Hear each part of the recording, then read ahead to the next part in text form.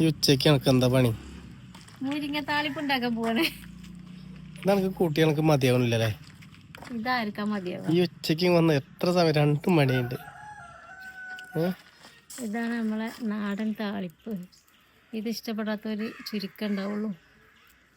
പെട്ടെന്ന് വന്നിട്ട് നമുക്ക് കറി വെക്കാനേ ഇതാണ് നല്ലത്.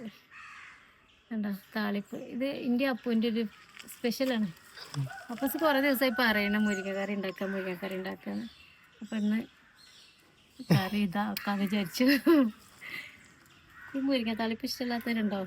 നാടൻ മുരിങ്ങ താളിപ്പ്.